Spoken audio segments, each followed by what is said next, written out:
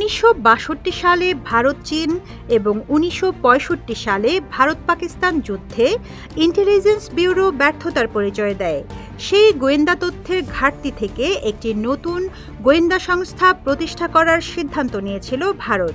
Research and analysis wing নামে তৈরি এই সংস্থার উপর দায়িত্ব পড়ে বিদেশি সরকার, প্রতিষ্ঠান ও ব্যক্তিবর্গের তথ্য সংগ্রহ করার।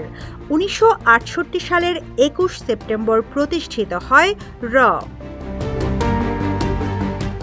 রয়ের প্রথম প্রধান হিসেবে নিযুক্ত হন রামেশ্বর নাথ কাউ, আর শঙ্করন নায়ার হন তার 2 নম্বর অফিসার। এই দুজন ছাড়াও ইন্টেলিজেন্স ব্যুরো থেকে 250 জনকে উইংয়ে বদলি করা হয়। পরে 1971 সাল থেকে কলেজ ও বিশ্ববিদ্যালয় থেকে সরাসরি এজেন্ট বেছে নেওয়া শুরু হয়। কেউ না বুঝলেও আমরা আপনার প্রয়োজন বুঝি, আর তাই তো অত্যাধুনিক ফিচার সম্বলিত বিভিন্ন সাইজ আর কালারের 250-টিরও বেশি ডিজাইন অপশন নিয়ে ওয়ালটন স্মার্ট ফ্রিজ বোঝে আপনার প্রয়োজন। 1973 সালের পর এই সরাসরি নিয়োগের প্রক্রিয়াও বদলে যায়।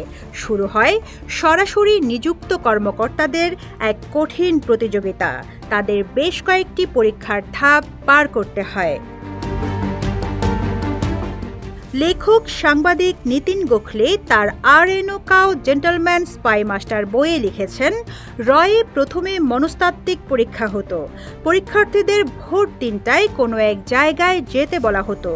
সেখানে পৌঁছানোর পর তাদের অবজেক্টিভ টাইপ টেস্ট দেওয়া হতো। যারা পরীক্ষায় উত্তীর্ণ হতেন তাদের ইন্টারভিউ নেওয়া হতো। ওই ইন্টারভিউ নিতেন যুগ্ম সচিব পদমর্যাদার অফিসার। রয়ের বিশেষ সচিব পদ থেকে অবসর নেওয়া রানা ব্যানার্জি বলেন, এখন 95%-এরও বেশি কর্মী ভারতীয় পুলিশ সেবা বা আইপিএস থেকে নির্বাচিত হন এবং অর্থনৈতিক গোয়েন্দা তথ্য সংগ্রহের কাজের জন্য কিছু কর্মকর্তাকে কাস্টমস এবং আয়কর বিভাগ থেকে নেওয়া হয়। এখন যেভাবে কর্মকর্তা নিয়োগ করে সেই বাছাই প্রক্রিয়া নিয়ে সংস্থার একটি অংশেরই সমালোচনা রয়েছে। গুপ্তচর সংস্থাটির প্রাক্তন প্রধান বিক্রম সুদ তার বই দ্য আনএন্ডিং গেমে লিখেছেন, কোনো আইপিএস অফিসার রয়ে যোগ দিতে দিতে তার বয়স 30 বা তার বেশি হয়ে যায়। ওই বয়সে নতুন কোনো পেশায় মানিয়ে নেওয়া যে কারো পক্ষেই কঠিন। এই বয়সে খুব বেশি ঝুঁকি নেওয়ার পরিস্থিতিতে থাকে না কেউ। নবনিযুক্ত এজেন্টদের বিভিন্ন বিদেশি ভাষা ও ভৌগোলিক কৌশলগত বিশ্লেষণ নিয়েও তাদের পারদর্শী করে গড়ে তোলা হয়। তাদের অধ্যয়নের তালিকায় সিআইএ, কেজিবি, মোসাদ ও MI6 নিয়েও কেস স্টাডি রয়েছে। প্রাথমিক প্রশিক্ষণের পরে তাদের ফিল্ড ইন্টেলিজেন্স ব্যুরোতে রাখা হয়, যেখানে তাদের শেখানো হয় চরম শীতে কিভাবে কাজ করতে হয়, কিভাবে অন্য দেশে অনুপ্রবেশ করা যায়, কিভাবে ধরা পড়া এড়ানো যায়, কিভাবে প্রশ্নের উত্তর দিতে হয় বা কিভাবে নতুন কারো সঙ্গে যোগাযোগ গড়ে তোলা যায়, তাও প্রশিক্ষণের অঙ্গ। মাঠে নামার আগে আত্মরক্ষার জন্য ক্রাভ মাগার প্রশিক্ষণ দেওয়া হয় গুপ্তচরদের।